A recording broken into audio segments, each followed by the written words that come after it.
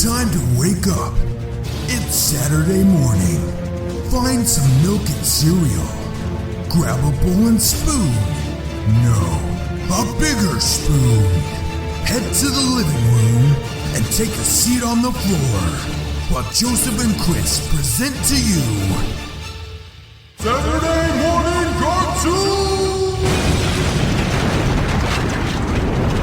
Hello everybody, welcome to Saturday Morning Cartoon Boom! This is a short wake up with the Saturday morning sun, popped on the floor, big blood sugar, cereal, and try your favorite cartoons, both old and new. I'm Joseph. And I'm Chris. And this morning, we watched Captain Simian and the Space Monkeys. And you have to say it like that too, because that's how they said it every time they refer to themselves. It's so awkward when they do it. It's just, because the announcer says it and then there's this long silence and there's no music. And then you just hear like a monkey like, eek. And you're like, This show was kind of like a little gem to me, kind of a hidden gem. I don't know how you felt about it overall, but... Oh, you'll find out. You'll find out. I will, but it kind of stuck with me in a positive way. We'll see. Yeah, I just think that that intro is... Well, I mean, the introduction itself just makes the show look absolutely ridiculous, because it kind of is ridiculous, but it I don't know, man. And the announcer thing, I hate the announcer thing. I really do. Like, I was just like, that's awful. It's cringy is what it is.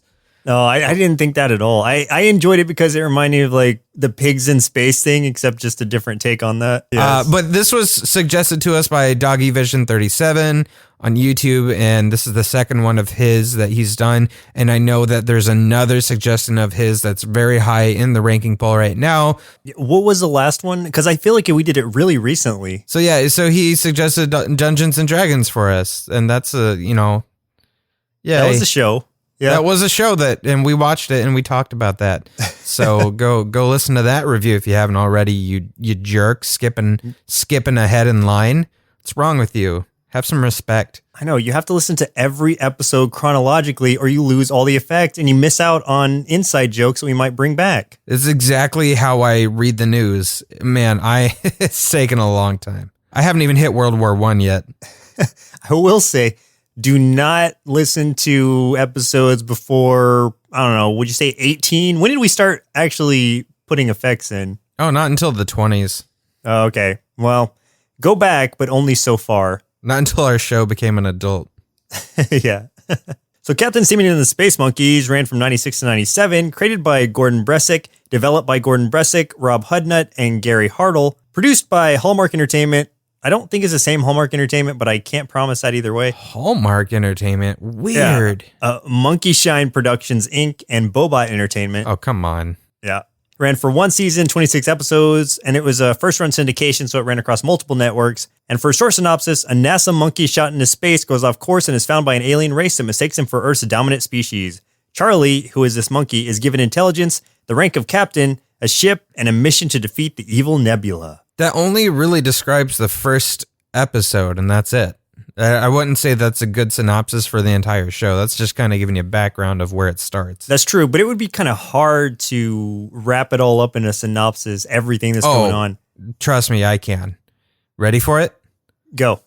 Planet of the Apes and Star Trek. Maybe. But it's a lot more fun than that sounds. That's true. That's true. It was a lot of fun. But it does have a little bit of Star Trek in it, a little bit of Babylon 5, a lot of sci-fi nods here and there. So, and that's something I'll touch on. Yeah.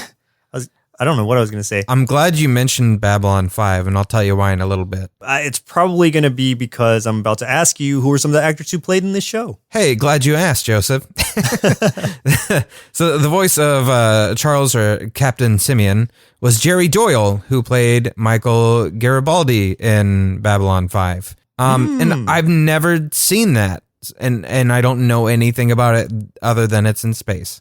The character of Orbitron is voiced by Jeff Bennett, who he's been in a lot of cartoons, especially ones we've seen, but he's always been kind of in the background. So he was the Batcave computer in Batman the Animated Series. He was Brooklyn in Gargoyles, Peter Puppy in Earthworm Jim. He is the Joker in Batman the Brave and the Bold, Johnny Bravo, the titular character there, And he's been in tons of cartoons for Cartoon Network, Disney, Warner Brothers, just you name it, he's been there somewhere.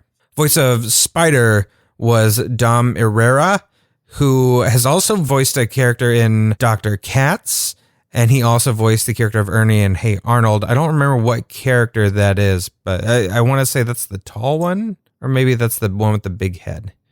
That isn't Arnold. I don't know. The voice of Shaolin was Karen Maruyama. She's best known for playing the role of Gloria on The Jamie Foxx Show. The character of Dr. Splitz, also sometimes known as Splitzy, is voiced by Maurice LaMarche. You've heard him before in Animaniacs, Simpsons, Futurama, Rick and Morty, Transformers, Disney. He's done it all. We've talked about him a lot. Go listen to those other episodes like we told you. Quit being lazy. Come on. The voice of Gore was James Avery, who is best known for playing Uncle Phil in The Fresh Prince of Bel-Air. He was also in Hulk Hogan's Rockin' Wrestling, in that classic cartoon that all of you watched, as the Junkyard Dog. He was also the first voice of Shredder in Teenage Mutant Ninja Turtles. This is a thing. There was a Rambo cartoon. I don't know if you knew that. He voiced a character named Turbo. That's great that even exists. He also voiced Rhodey in the Iron Man cartoon series, the one from the 90s. The character of Lord Nebula, voiced by Michael Dorn, who played Worf in Star Trek The Next Generation and Deep Space Nine. He was also I Am Weasel in I Am Weasel and Cow and Chicken. And he also plays the role of Prometheus in Arrow. And then finally, the last character I'm going to talk about here, Rhesus 2, voiced by Michael McDowell, best known for playing Alex in Clockwork Orange or Caligula in Caligula. As far as voice acting goes, he was the voice of Metallo in the Superman animated series, which was something I had no idea. And then as soon as I saw it, I was like, yep, definitely remember it. He's also done a lot of voice work in Metalocalypse. And he has played, in recent years, he's played the role of Linderman from the show Heroes. He was Dr. Sam Loomis in the reboot of Halloween, the Rob Zombie films. And he currently plays a character named Thomas in the show Mozart in the Jungle. And that's our cast. So we've got some pretty good ones. Yeah. I think I say that every week now. I'm like, that's a pretty good cast, Joseph. You do say that sometimes, but I think there's been a few occasions where you've been like, and those are a bunch of unknowns or something like that. If I don't say that, I will start. No. You should absolutely give them all the credit they deserve, especially people who are really renowned like Maurice LaMarche. Like, man, this guy's been in so much and his voice is so versatile. And that's why it was perfect for him to play this character.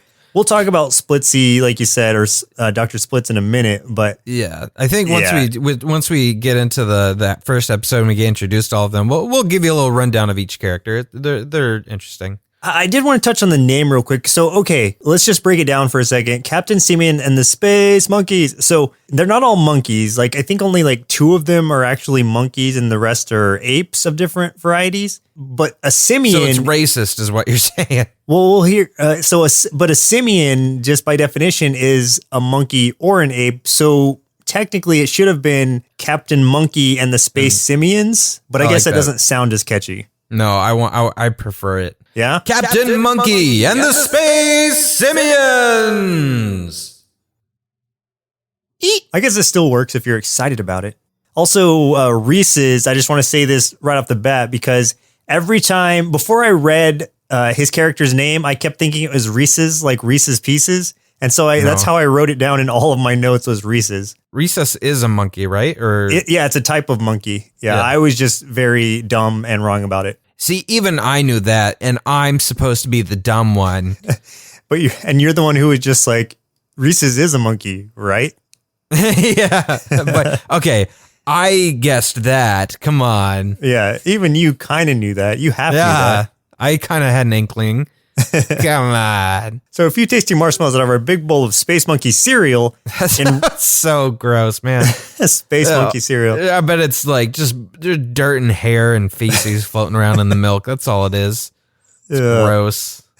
In Reese's Pieces, actually, that's funny. I didn't even think about this. In Reese's Pieces, the episode, Reese's 2 is portrayed by Malcolm McDowell and has the wrong brain put in his head by Dr. Splitz, resulting in the following line: there was me, that is Alex and my 3 droogs, which is obviously a line from Clockwork Orange. Yep.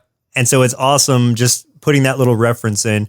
It's small things like that obviously like people who haven't seen the movie and for the most part kids who are watching this show would have no idea what it is, but it's just a funny random line and something for adults to pick up on. There's a lot of references in here that are definitely for like the adult crowd to catch. Oh yeah, I think that's one of the best parts of the show actually. In an episode called A Clockwork Orange, A Clockwork Orang, like orangutan. Oh my goodness. Dr. Split starts to ask Splitsy if he's pondering what he's pondering before cutting himself off and concluding that the answer is no. And obviously that's a reference to the Brain, which is also a character played by Maurice LaMarche. Yeah. From Pinky and the Brain. If anyone didn't catch when we said the Brain, keep up. And in 96, Mattel released a collection of action figures based on Captain Simian and the Space Monkeys. Apparently, part of the reason why the show was canceled was that the toys didn't take off and were mainly put into like 3 for $10 bins at toy stores. So, have you seen those toys, man? They look awful. They don't look great. I did look at them because I was hoping that they'd be awesome toys. One weird thing about it is though, like, you know how they come in like the bubble packaging or it's got like the, just a little like see-through screen on top of it. And for whatever reason, the way they were packaged, you could rotate it like it was in a circular packaging. You could rotate the little package they were in to make it look like they were floating in space, apparently. I don't know. That was a thing. Yeah. Interesting. But I mean, the toys are still really bad looking. Yeah, no, they weren't There's great only toys. I think Splitsy is the only toy that looks semi-decent. I think Spider was okay, but he's so small, it would be hard to mess him up, I would think. So a lot of these episode titles, maybe all of them, I haven't looked over all of them to see that for sure, but a lot of them are referencing something else. One of them being, and this is the episode I should have chose just because I didn't see it until later. It's called Surf Monkeys Must Dive. And that's a reference to Surf Nazis Must Die, which is a trauma film that kids should not watch. And I'm going to give that disclaimer right now because please do not watch that movie based on this episode. We gave you a disclaimer and some parents can't get mad at us. That's it. Yeah, no one can be mad at us. So, go elsewhere with your legal threats. Shoo. Shoo. We want none of it.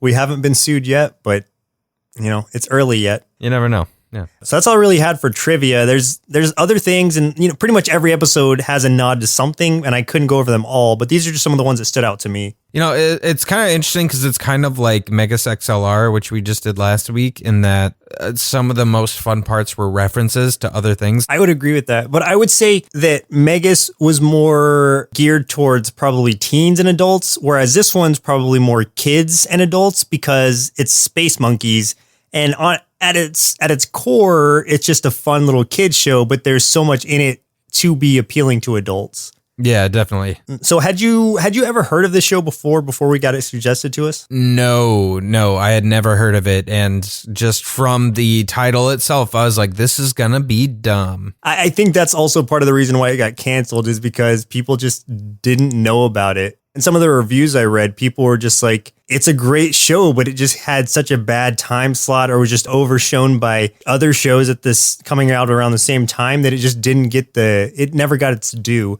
And I think that's been the case in a lot of the shows that we watched before that only got maybe one season, 13 to 26 episodes or so. This has got to be the case here because I really did end up liking it. I don't know how I would have felt about it necessarily as a kid without all the references backing it up, but I still think it was a fun show regardless. Yeah, I will go ahead and I might as well just get it out there.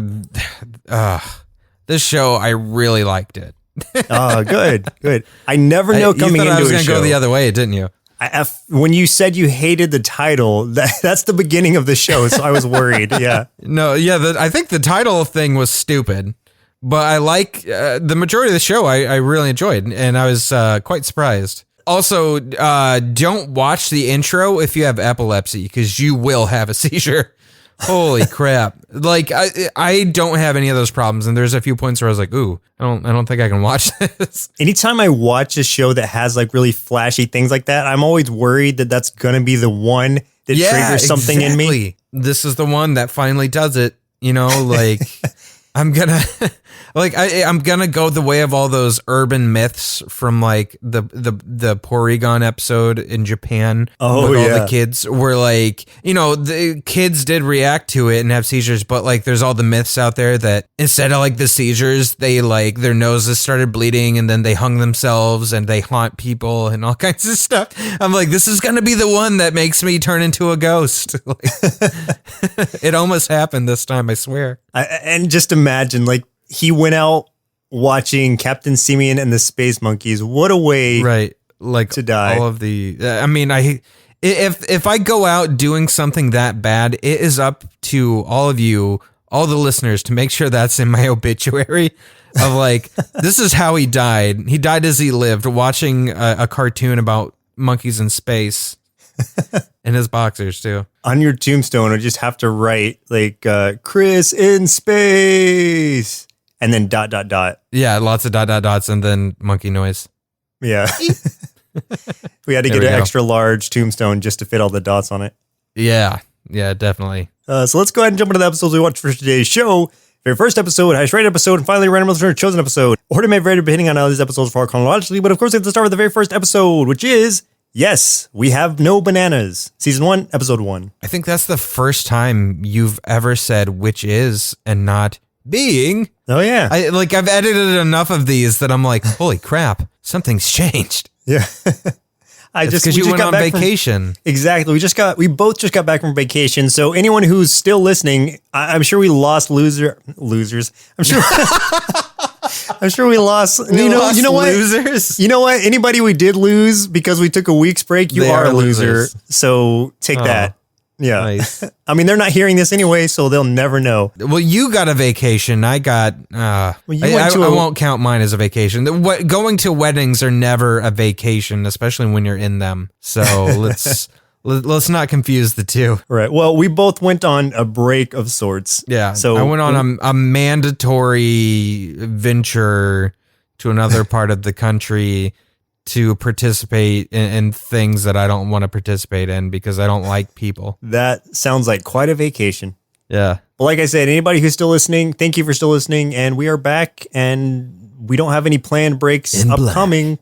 So here we are. Hi. In this episode, a chimp in a spaceship goes up. You know what? This is exactly what I just read, I think, for the synopsis, description. Yeah, it's the same thing. Yeah. So yeah, he was a NASA chimp. He got recovered by aliens. They just assumed that he was an emissary from Earth and that all Earth beings were like that. And they were all confused. They're like, oh, we thought they had, progressed beyond this, but I guess not. So, but they're like, well, he's still kind of stupid. So they genetically altered him, got out and started throwing stuff around. And they're like, well, he's stupider than we even thought. So then they modified him again because they're like, perhaps we should turn it up a notch. Yeah, and then it gives him like the same kind of sentience that the rest of us have. Well, I don't know, I don't have it. The kind of sentience that Joseph has, where you have brains and things. Some days. And can make decisions, and you don't throw feces to each other. So, which is something you still do, I think. Yeah, sometimes. That was part of the wedding, actually. Yeah, that's why it didn't go so well. But, neither here or there. So, you know what? Something I liked about just the character himself, and this is just a dumb thing that I like. I like when anthropomorphic animals have like proper names. And his name is Captain Simian, but it's actually Chuck Simian, which is actually Charles Simian. So it's just funny thinking of this monkey's name being Charles Simian. Captain Charles Simian to you. Captain Charles Simian. Yeah, I got a kick out of that. I don't know what it is. It's dumb. Through the whole thing, though, they just call him Captain or Captain Simian. Yeah, they never really. I never heard them say Chuck or anything like that, except for like that intro thing. So, but then as they're doing this thing and he becomes more sentient and aware of his surroundings, they're being attacked by this guy Nebula and his second in command Rhesus 2, and these aliens are basically like, hey, we've been guarding the universe, your job now, peace out. And he's just like, but I need a crew. Well, hold on, let's talk about the aliens' names for a second. They are so advanced that you can't say the name or write the name. You have to just think it. Yeah, so here's the name. There you go. There it is. There, yeah. Yeah, so he's like, I need a crew. So they're like, great, we'll just abduct more simians from around planet Earth and do the same experiments to them. Experiments don't quite work all exactly the same as they did for him. A few of them it did, a few of them it did not. Which I liked, actually, that they did that too, where in Gore's sake, because he's just a wild gorilla, it broke the experiment, or broke the mind enhancer before it was finished. Well, that said, do you want to go through, why don't you go through the crew and a little tidbit about their personality? Okay, and you'll probably have to jump in some, because I'm just doing it from memory as I'll jump in the shallow end. You get in the deep end. You start in the deep. I'll jump in the shallow. All right, let's see. Okay, so we've got Spider, who was a kind of an entertainment chimp who was with one of those guys, kind of a street peddler type, who's got the little hat on and the little vest and the cup for change and stuff. But he's also like a little thief monkey who is stealing coins for himself and stuff. That relays over into his character after he gets the mind enhancement too. He's still loyal to his team and everything, but he's always going to try to make a quick buck where he can. Yeah, and he's very like Brooklyn accent kind of. Like he's like a sleazy New Yorker kind of guy. At least that's the personality they gave him. Yeah. And he's like I'll jump into Gore next because they have kind of a personal relationship. So Spider is basically very protective of Gore and kind of helps him out. And the reason for that is, Spider's pretty smart and crafty, whereas Gore, as I said, his helmet broke before he was able to finish getting the mind enhancement. So he's still kind of childlike and naive in nature, but he's still a big mountain gorilla. And he was like the leader of his clan. He didn't have a name previously, so we didn't see him get a name in this first episode, but his name now, mainly because he's a gorilla, they just shorten it to Gore.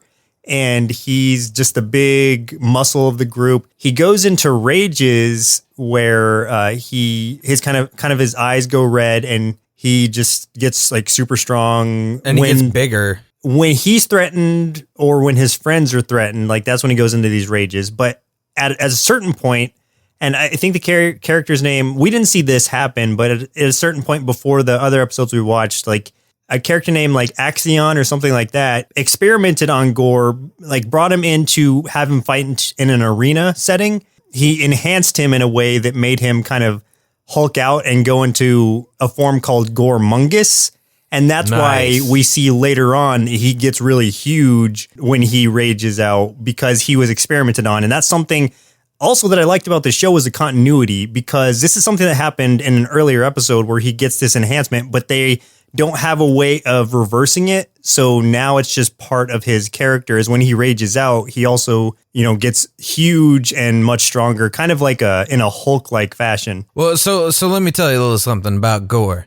Let me tell you something about somebody that's must have seen this show, and that is the creators of Overwatch, because there's a character in Overwatch named Winston, who is a gorilla who was genetically enhanced in space, wears like a spacesuit kind of thing, and his ultimate move when he uses it is his eyes turn red, grows in size, and goes into a berserker rage. After seeing Gore going into that, I was like, there is no way they didn't take that from this show, and that's awesome. As much as I played Overwatch before, I wish that I had gotten better with Winston. That was just such a hard character for me to play. But he is super cool. Like that's why I wanted to be good with him, but I wasn't. So that's cool that they took the inspiration from that. I didn't even think about that, but now that you say it, it makes total sense that they would have. Oh yeah, they had to have based it off of this character. Yeah, going back to Spider for a second, he's a spider monkey, just so I can say that. Oh, okay, that makes a lot more sense. We've got a Chinese golden monkey named Shaolin,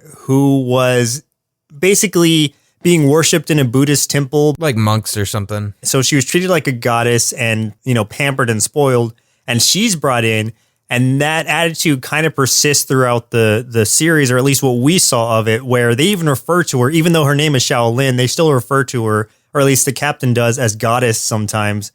And not in a way where it's like they worship her, but in a way where they're like, poking fun at her or kind of like undermining her feeling of superiority. Like a excuse me, princess kind of thing. Exactly like that. You'll find out at the end of this episode why I said that. There's kind of a budding thing between her and the captain, but I don't think it ever really pans out, but it kind of almost does in one of the episodes we saw. But from what I was reading, it never fully panned out. So maybe it would have if we'd gotten more episodes, but at least in the first season, like nothing officially happened. Lastly, because we already talked about Captain Charles Simian, we've got an orangutan named Splitsy, or he was originally named Splitsy, but then after the enhancement, he turns into Dr. Splits, who is a very intelligent, scientific-minded orangutan. But he also has a dual personality where it's Dr. Splits and then just Splitsy, where he turns into like a kind of a redneck. Oh, he's just dumb. Yeah, but he's more it's weird because his character is kind of dual roles because you've got the scientist and then Splitsy, the hick one is more of a mechanic or creative guy. Yeah. So it's really interesting. And Maurice LaMarche does both the voices, but they do sound drastically different. But they're so much different as far as characters go that they talk to each other and argue with themselves. So it's kind of a cool addition. There's also Orbitron, which is literally a floating like robotic orb that is supposed to be like Captain Simian's aide and is very sarcastic and does not like Captain Simian much. Something in another episode happens to him, and I don't know exactly what, but his personality changes a little bit, and he's a little more goofy. But there's this running joke in the other two episodes we watched where at two different times, two of the characters are like, "Man, got to get that thing fixed," and I like that. I like that it was a running joke. Right, that's more of a continuity thing where he does get damaged. I don't know by what either, but he gets damaged in a previous episode, and then he just starts to like. Whereas before he was just sarcastic but still helpful, now he tries to be helpful, but he sometimes just spouts random things and just nonsense at times that make absolutely no sense. And that's kind of charming about his character too. But yeah, those are your main characters. Nebula, Lord Nebula, or whatever. I mean, there's not much to say about him. He's just your kind of run-of-the-mill bad guy, honestly. He wasn't very well developed, and we didn't see much of him. He's half humanoid, half black hole. That's weird. But we can say that there's a little more development in his lackey, which is Recess 2. One thing that was weird, though, is like Nebula, he is kind of, like reprimanding Recess 2 for some recent failure. And he's like, may I remind you, there was a Recess 1. And the camera pans over and like, dude, there's like a pile of gore on the ground. There's like blood and chunks and like bones and teeth and an eyeball. And I was like, what the hell? Yeah. Sick. Like, I can't believe they got away with that in a kid's cartoon. I was like, whoa, dude. I think, you know what it was? I think it was because like the gore was slightly orange instead of red. So they're like, it'll be fine. It's like when they color blood green or something. It's like, oh, show plenty of green blood. That's not the same. Right. But yeah, that was like surprisingly violent. I like that though, too, because it gave like more reason. Of course you do. Well, I mean, I just mean like because it's more reason for Reese's 2 to be on guard because like, oh, like this Nebula guy's not fooling around. Right. Yeah. I mean, it gives some weight to Nebula, I suppose, in that like, yeah, if you do cross him, he's gonna end you. Though, like, I don't know. I mean, it kind of seems like throughout the other episodes, Recess 2 never really succeeds, but doesn't get turned into a pile of goo. Let's also say about Reese's 2, which is something kind of interesting and weird. He can remove his own brain, and like he has like multiple brains to kind of change in and out. With the spinal cord still attached to it. Yeah, and when he wants to do... Weird. Like when he wants to just do whatever he wants and not like really think about it, he just takes the brain out completely. He's like, I'm just going to go in this mindlessly. That's a neat concept, but literally he would just be collapsing and he would have no motor functions. Well, it's weird because it's kind of like, I mean, Reese's too, to explain, he looks mostly robot. I mean, I think there's a few parts that still look sort of simian-ish, and his robot design is kind of simian. But yeah, it seems like he's mostly just robot, and the brains he puts in are almost for show, because he even uses them to attack. Like, they shoot out of him, and like they're almost like face huggers from Alien. Yeah. Like, it's so weird. And just the creepy part too is just that flailing spinal cord acts like a tail, and I'm like, what the hell? It's so gross. That would have been a really cool toy if they had made it where it has like a shooting brain or something. Yeah, like I wouldn't be surprised if that was, I don't know, maybe they included that in his toy, but... That kind of rounds up the first episode, though. Honestly, it was mainly an introduction. It's a to be continued type episode, but I didn't at least watch the second part to it, which was because it wasn't technically a part 2. And this was just a good intro episode to give you all the characters and their personalities, and even the relationships between most of them, as well as the relationships between the enemies. So you've got most of what you need here. Something to note about Nebula, though, is that since he's partially a gaseous form, like it's funny because like he'll just be like chronically suffering from abdominal pain, like he's got stomach aches and stuff because he's very gassy. Yeah. Man. It's a lot of small touches like that makes this show so great, I think. Yeah. For the second episode we watched for today's show, and this one I guess is the highest rated one. It's called Monkey in the Middle, Season 1, Episode 11, where Rhesus 2 steals gravitons that cause a rip in the fabric of the universe. Charlie, or, the captain, helps an alien put the gravitons back to seal the rip and save the alien's world. Yeah, kind of. This episode was kind of weird to me. Like, it flowed in a strange way where I kind of got mesmerized by it, where it got kind of hard to follow a little bit for me. I don't know if you felt the same way. I can agree. But okay. I think this one had some of the best references in it, though. At least it had, I think, what was maybe my favorite. But this episode is pretty much like, I don't even understand why he's stealing the gravitons, but like Nebula keeps falling asleep. And yeah. Also, like he's just so bored and so tired. Rhesus also, one thing we forgot to mention, because he takes his brain out, he constantly makes puns about removing his brain. It's just all a bunch of garbage. As far as what I hate it. I hate his puns so much.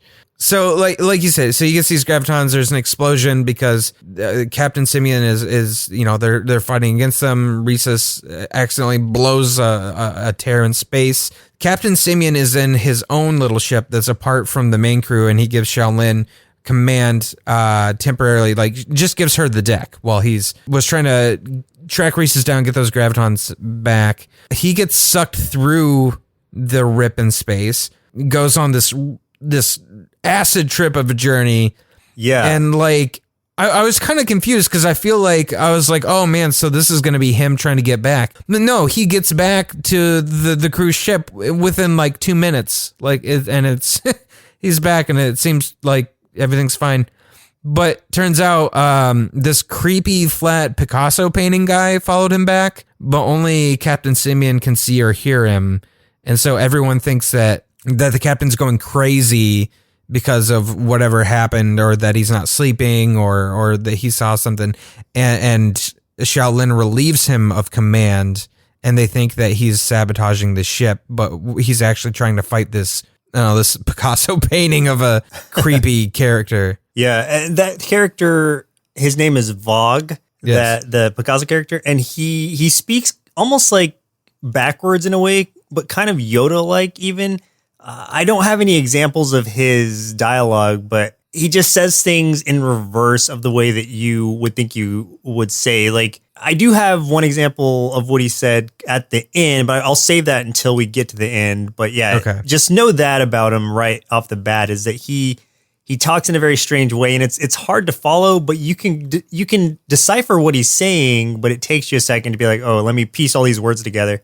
And Captain Simian is not getting anything out of it, and no one else sees him, so it's a weird kind of juxtaposition there. But I like that about this episode, where it shows the point of view of the other characters too. So it's basically just the captain wrestling with nothing or talking to no one sometimes. Yeah, and they're like, whoa. It almost gets to a point where you start to doubt that he really is seeing something because you're like, huh, like, was that real? Like, did he just warp his mind? Like, what's going on for real? To add on to this, also, like, there's a reoccurring theme of everyone saying, well, not everyone, but the captain repeatedly saying things like, trust your gut, trust your instincts, like half the lines in this episode are, what does your gut tell you? Kind of comes into play because they were trying to help Gore learn how to pilot a ship earlier, and Gore was just struggling with it and stuff. And then, once Captain is relieved of command and he's kind of what looks like he's sabotaging the ship because he's trying to keep this thing from sabotaging the ship, he gets put in like a cell and Gore's kind of guarding him, and he's trying to explain to Gore what's going on, and Gore's like, I don't know. And he's like, well, what does your gut tell you? And ultimately Gore believes the captain. That's what his gut tells him. That's like the lesson of the episode. Which was a good lesson. I mean, it's kind of cool that they play on that and use it throughout in a way that it comes around full circle, and where Gore actually does kind of learn to use his gut, and it ends up helping to save the day. So they end up on this volcanic kind of planet. I don't remember exactly what was that, because that's where the gravitons were. Or that's where like I think Rhesus 2 had crashed and the gravitons were there, and they needed that to repair that rift in space. So I don't know exactly how this happens, but there's some more monkeys with them, but they're like digital monkeys that I guess are created by Orbitron. And this was my favorite reference. It was the one, and he's wearing like a red suit, and okay, so for you Star Trek fans, think of the red shirts and what tends to happen to them. Immediately gets killed. Like there's this eruption and this lava shoots out and just vaporizes the guy. And like, I thought that was the funniest thing ever. Like, oh man, I love that reference, and I love what happens as a result. That is pretty awesome. And these are just kind of like virtual AIs that are created. Yeah, they're like hologram. Yeah, I don't know if they're like created solid by holograms, I think. Right. I don't know if they're created by the ship itself or if they're partially created by the Orbitron or what's going on there. But yeah, it's interesting. And yeah, that was just a great way to use them. I don't know if I noticed any more references in the episode, but there's a lot that's probably in every episode that kind of went over my head or I just didn't think about. And the reason this reminds me so much of Star Trek is because Captain Simian is a very Captain Kirk-like figure. Oh, there are times where he definitely dives into that. And like, he doesn't physically talk like Captain Kirk. It's the things he says and his personality is absolutely, you can tell this is who the character was based on. Yeah. And I really dug it. Like I really got into that character. But honestly, he's probably a combination of a lot of different captains in various episodes that he goes through. So it turns out Vogue is actually on their side and was actually trying to help repair the ship so they could use the gravitons to seal that rift. So it was like a whole misunderstanding thing. They get the gravitons back. Vogue gets back in his little slip in space, and they seal it up. One thing that was kind of funny was this line at the end that Spider has, which is when the captain is talking about Vogue because they believe him now, obviously things took place and the rift closed and stuff, where the captain's like, I have the feeling we haven't seen the last of him. And Spider's like, we never saw the first of him. Hey, yeah, I wrote that down too. I like that. I loved it. That was good. It was a good comedy relief moment there. And for the way that Vogue speaks, okay, so I guess just also he was doing it to save his own universe as well. Like he was closing this rift, yes, but it was also in part to save his own world and his people. Yeah. So it was kind of a dual motives there. But yes, like you said, ultimately they were working together. But the way he was speaking, like at the very end, after that interaction where he was like, are you kidding? We haven't seen the first of them. We cut to Vogue and he's just like, Simian Captain, again meet will we, farewell. Again, that's part of where he just says everything a little bit backwards, but you get the message there still. Right. So, it's like you said, it's not quite Yoda-like, but it's more confusing than the way Yoda talks, honestly. Oh, yeah. Definitely. There are times where I didn't have any idea what he was saying. Yeah, it was a little too much to understand a couple times, for sure. And there's a few times it kind of took me out of it. overall, I liked the episode. I don't know if I would have. I mean, I didn't see all the episodes, but I wouldn't say, even based off what I saw, that it was my favorite episode. Still, like the best episode by any means. Yeah, I'm not sure why this was the number one, but then again, this one. With some of these episodes, when we get the highest rated, they're tied, and there was a lot tied in this case because a lot of people have not rated these episodes, so it's kind of it's kind of a toss up. Somebody thought this was the greatest episode, but that person also maybe voted like 5 other ones the same, so it's like whatever. They're all the best. Yeah, they're the best around. One thing that really hits home for these simians that they struggle with throughout the series is there's no bananas in space. I wonder, was that one of the like catchphrases for it? Was like, in space no one can get bananas or something? If not, like it should have been. They should have.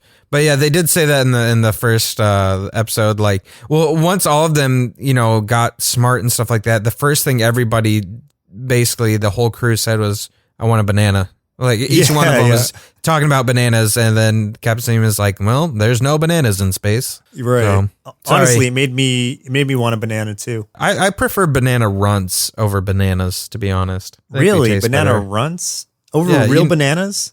Yeah, banana runts are friggin' awesome, man. They're the best runt. Good, but I cordially disagree with you there. I don't disagree. Oh my goodness. I respectfully disagree with you.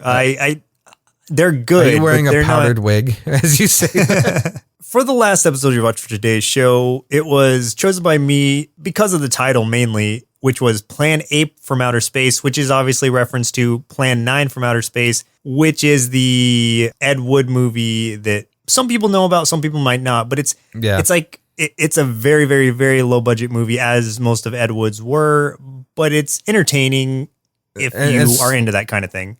And it's supposed to be regarded as one of the worst movies of all time. Yeah, and I can see it is, but like I said, it's a great movie if you're into that kind of thing. But if you're not, do not watch it thinking you're getting yourself into something like fantastic, because you will be very disappointed. Well, yeah, I mean, it earns that title from critics. When they say it's the worst movie of all time, that would be why. If you're a B movie fan, you're probably going to enjoy it because of how bad it is, it's, and it's also like The Room in that way. People, especially lately, because The Disaster Artist came out, people are just like, oh, The Room, I love The Room, even though The Room is a horrible movie. It really is. So, it's definitely one of those things that you want to watch with friends and so you can laugh, to have fun with. Exactly. So in this one, the Simians ride a meteor through a wormhole, finding an alien planet on the other side that the meteor is about to hit. Then try to warn the inhabitants, but can't communicate, so they have to save the alien planet themselves. They're approaching this planet and ahead of this meteor because they want to warn them. But so they have these translators, and the translators are broken so that the alien planet can't understand. And they look like fat grub worms wearing clothes. It's they're really gross looking, and then they're very militaristic, especially in that it seems like every citizen has a gun. Oh my God, that was so funny too. When they go down onto the planet to try to, the translators are still broken, like you said, so no one's understanding anyone else. But Captain Simian takes it upon himself to go down to the planet so he can try to help them understand.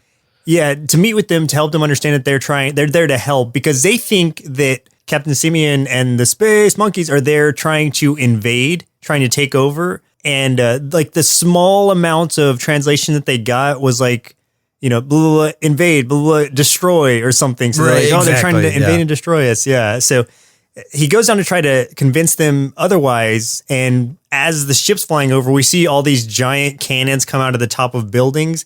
And then when he lands on the ground, like he's talking to just, I don't know, it's like a lady, for example, a lady pushing a baby carriage or something, and she just pulls out a handgun, and then like every single other person he crosses on the road pulls out a handgun too. Even this little kid who he comes across pulls out a gun, but that turns out to be a toy gun, I think. Yeah. Still funny. Everyone else's were real because they were shooting at him. Oh, yeah, for sure. There was so many references in this one. Like, I don't know if you caught them all, but man, there were some good ones. There were two main standout ones for me. Okay, I caught three. Okay. So tell me which ones you caught, and I'll tell you the other one that I saw. Actually, no, I did catch three, but they might be different from yours. Okay, so one of them is the captain gets inside that kid's bike who I was just telling you about. And so the kid's going to take him to his father, who is a general. What he does, he gets inside the bike, the front basket on the bike, and puts like a blanket over his head, which is very ET-like. And then they even go as far as to, as he's riding the bike, he goes like, it like jumps and starts to go across the moon, but then it's just like, oh wait, gravity kicks in and it just falls straight down. I thought that was great. I love that ET reference fail there. That was a really good one. And I mean, they don't say anything else about that one. And then there's one, I think in order, like the next one is, I don't even know what she is. Like, she's like a general lady or a doctor lady or something. She's like a doctor, a scientist kind of thing, but like almost in like a Nazi kind of way, because they capture Captain Simian and they have him strapped down, and she's bringing out chainsaws and drills and all kinds of crap. Yeah, she wants to dissect him immediately. Yeah, right? I was like, so what she says when he's asking to be taken to their leader or whatever, she says Klaatu Barada Nikto, which is a reference to the day the Earth stood still, where again, that's what the aliens say in that.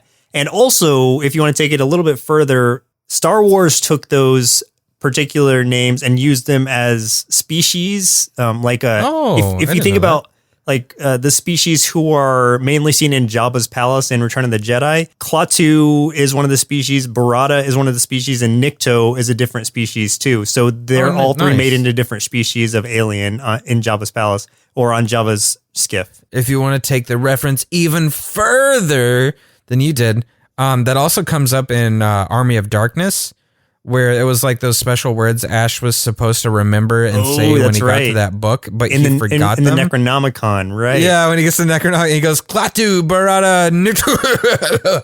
I said it. I said the words. And then he basically brings about Armageddon because he forgot what the last word was. Yeah. So yeah, it's great. That's something from Day of the Earth Stood Still that comes back into play a lot in other references. But yeah, it was used here. And then the last one I saw was Gore turns into his like Gormungus state where he grows. And this is what we were talking about earlier, where he gets the red eyes and grows really huge. And he turns into like King Kong, basically grabs the doctor lady and starts and literally takes her up a building that looks very much like Empire State Building as far as alien technology goes. And I think Spider says something about when he's up there, he's like, you saw what happened in King Kong, because obviously he gets shot down by the planes and they're coming to do the same thing to him. And they're flying planes. It's like they do the whole sequence from King Kong. It's great. Gore went crazy because he saw what she was going to do to Captain Simian. It was kind of funny because it was like right as the lady was about to experiment on him and hits his translator, and it starts working right as his team busts in. Gore sees what's happening, starts destroying the place. I was like, oh man, they almost had it. Yeah. Something that happened earlier in the episode was like Spider found these like crystalline cricket things that he thought were something he could use to get rich, but apparently the people on the planet eat them. So he started eating them. And then throughout the episode, he kept talking about how he has a stomach ache. I didn't really think about it. I didn't think it was coming back into play. But what gets Gore to come out of his berserker rage is like Spider kind of belches and a bunch of butterflies fly out of his mouth and they like breeze over Gore's face and it makes him giggle and then it calms him down. So I thought that was funny. Like they were using Spider's stomach as a cocoon and then came out as butterflies. Yeah. Yes. And that's kind of a good callback that you don't think about after he eats the bugs. Going again back to Megas XLR with the satellite from the first episode falling down much later. Yeah. Very, very aptly timed gag. Which ends up, again, saving the day or at least helping them get out of the situation. But what I liked is that they never got to actually communicate with them to the point where they're like, we're your friends, we're trying to help you. So they just like, okay, we have to fly away, but the meteor is going to hit in literally like 5 minutes or 3 minutes or something. So we have to stop it. So what we're going to do, and this is something really clever, let's pretend that we are invading now that we're able to translate, and tell them we're going to destroy their planet and that their weapons are useless. But then I like how they have to step back and it's like, don't tell them their weapons are useless because then they might give up.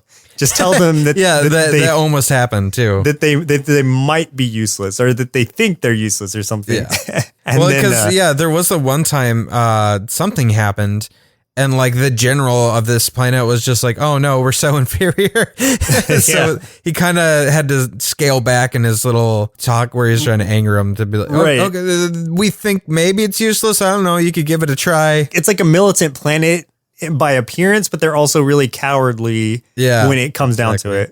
So they end up like pretending they're going to invade, and as literally with the meteor, they're coming down, and then they're kind of passing in front of it as it's going down, and then that draws fire from the buildings and from the people. Like the general gives the order to fire at the ship, and then as the firing starts, they move out of the way and have them blow up the meteor themselves.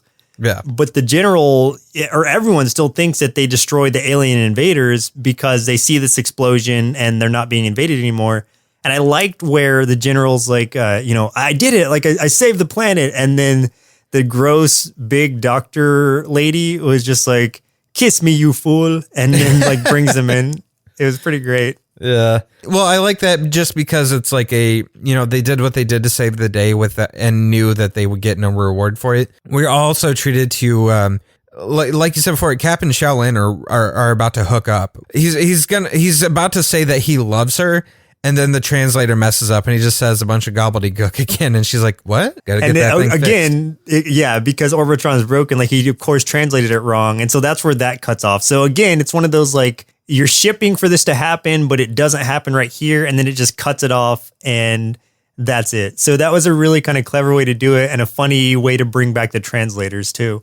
Those are always some of the best ways to do it though. Cause it's like, once it finally happens, then it's kind of like all of the tension is gone once two characters finally do get together like that, you know? Yeah, the buildup isn't there anymore. And exactly. So, and then it's usually like, especially when shows do that, things usually start kind of like down spiraling because of that. So, well, yeah, because then it gets awkward and then they have to like break up for some reason. And then it turns into like trying to get the other person's affection back. And then it's just so stereotypical. It's better to have people just wanting to like secretly wanting to be with each other, but each of them kind of knowing a little bit, than for it actually to happen. It's like once it happens, like you said, it takes the air of mystery out of it and the appeal is just gone. So that's a weird thing to even say, but it's the way that it is. Well, yeah, it's just like real life. So none of you never ask anyone out ever.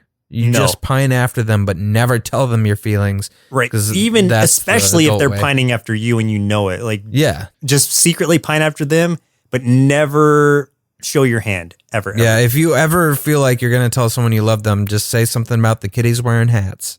Yeah. And really mean it. So. Yeah. Well, Chris, looks like it's about time we head to the local zoo, throw our inner kids in a monkey cage, and hope they're beamed up as part of the captain's crew. But while we're waiting for that, which will definitely happen, by the way, let's see what they thought of the show Captain Simian and the Space Monkeys. Well, I thought the show was going to be really stupid. I mean, it looks like it should be stupid, but it was actually really fun. I loved all the personalities and all the monkey hijinks, but some of it was also kind of gross, and not in the fun kind of gross. But I did give this 4.5 bowls of substitute banana cereal out of 5. Because there are no bananas in space. At first I thought this show was going to be sort of a throwaway, but the deeper I dove into it, the more intrigued I became. While the concept is pretty silly, they make up for it with the humor, which ended up being a nice blend of kid-friendly, yet appealing to adults. A lot of what I personally appreciated about this show was based on its clever references to other material, primarily when related to other sci-fi horror properties. Also, I really liked that if X happens to a character or scenery in, like, episode 5, that X still applies in episode 10. That was one of the standout things that I still remember liking about The Tick as well. I guess I'm just a sucker for great continuity. Overall, I would give Captain Simian and the Space Monkeys 4.5 big bowls of cereal that is so advanced that its name can only be thought of out of 5, and I recommend you check it out. Now, what I don't get is how a species as advanced as the aliens who abducted Captain Simian still thought that he was the most advanced species on Earth.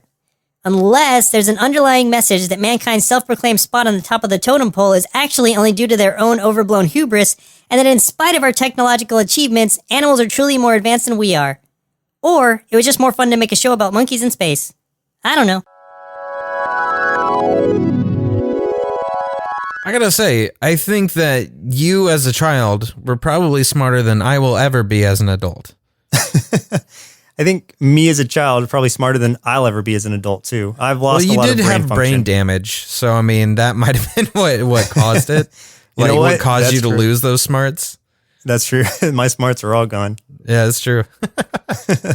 So do you have any closing comments on this show? You know, I had a really hard time not giving it a 5, but that one episode, the in-between episode that was like the highest rated, just really, it didn't rub me the wrong way, but it was like it didn't flow as well to me as the other episodes did. So I was like, I can't say that I was able to follow most of it, even though like it was fine. It wasn't perfect to me, but the show overall, I still think I would say that probably every other episode is a 4.5 plus out of this show.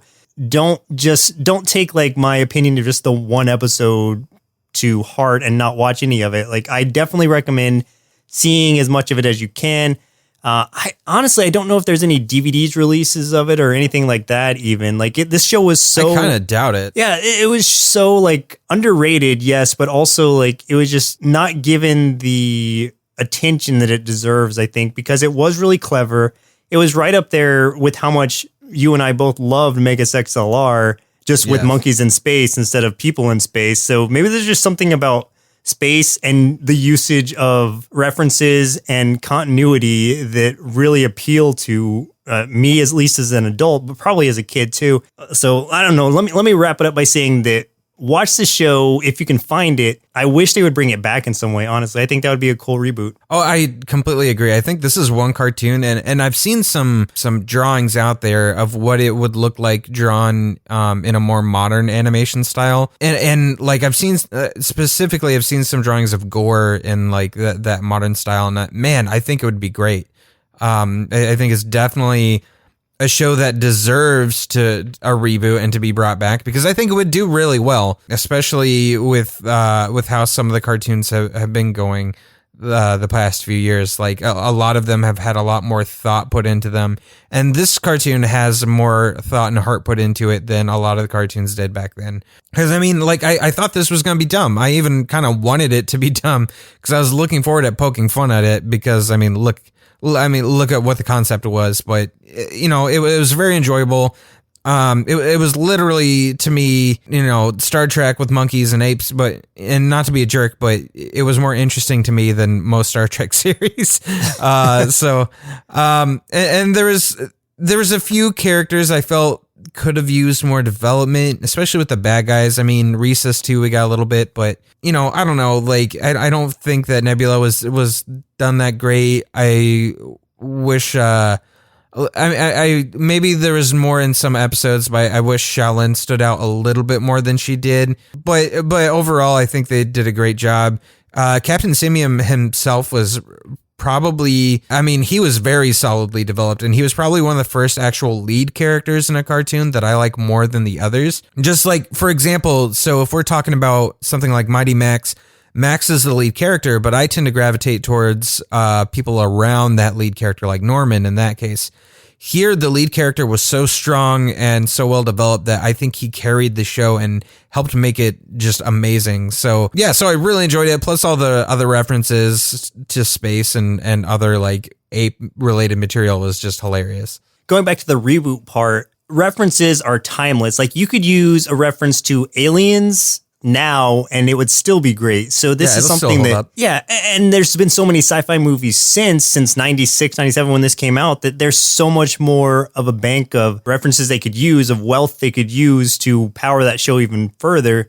So if there's any way, like, I don't know if we can do a petition or talk to the guy who made this originally. Like, I want this to happen again. It needs to. Easily, like, out of all the cartoons we've watched and have heard are getting reboots, I think this is the only one that I think I agree actually should have one, and nobody's been talking about it, which makes me sad. It's unfortunate. And I think it's just because it got so swept under the rug because of how much of a commercial failure it was, just based on probably the toy line and the time slot, that it just doesn't get any attention, the attention it deserves. Right. So again, I mean, we could talk about that forever, but I really am going to look up the creator and find out if there's anything in the works. And if not, reach out to him on Twitter and be like, hey, make something happen. Let's do it. All of you listening, let's do this. If you let's do it. Yeah. If you know or are Gordon Bresick, who created this originally, reach out to us, let us know, and let's make this happen together. Everyone start messaging Gordon Bresick and let's get on this train. Yeah, exactly. Let's get on this monkey train. Right. Oh, you had to do it. I can't say it without carrying space. Well, listeners, looks like our milk supply is now run dry, so it's time for us to say goodbye.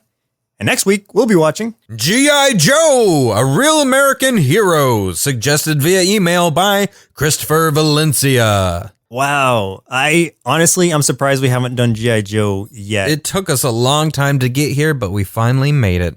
So thank you, Dog Evasion, for suggesting this. Obviously, we really liked it, and we're very surprised by how good it was. Yeah, thanks a lot, Doggy Vision. And he's got another pick that is, if not like next in line, it's pretty far up there. He's been picking some pretty good ones. So like you other listeners, you're going to have to start outdoing him because like he might become the reigning champ. I feel like Doggy Vision at this point is making multiple accounts and upvoting his own stuff. maybe he's the guy that created this cartoon. What if Doggy Vision is Gordon Bresick? Oh, that makes so much sense. If you were Gordon Bresick, let us know and then pay us for promoting a show that you haven't been doing for years, decades. Let us be voices on the new reboot of Captain Simian and the Space Monkeys. Oh, I could totally do gore. I don't remember what most of them sound like. I wish I knew a gore line so I could say. I could totally do gore. Yeah. There's no bananas in space? Oh. See, make Chris Gore. He can do it.